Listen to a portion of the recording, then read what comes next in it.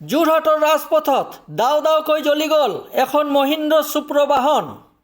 নগৰত যোৰহাট চৰকাৰী বালিকা উচ্চতৰ মাধ্যমিক বিদ্যালয়ৰ সন্মুখত ৰখাই থোৱা যাত্ৰীবাহী এই বাহনখন জ্বলি গ'ল।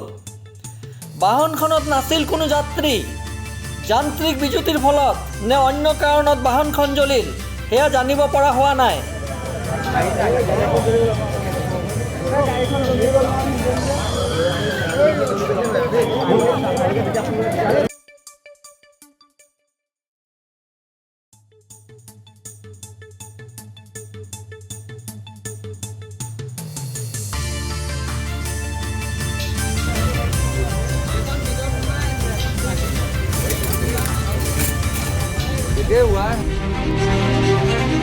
Bureau Report, Maya News.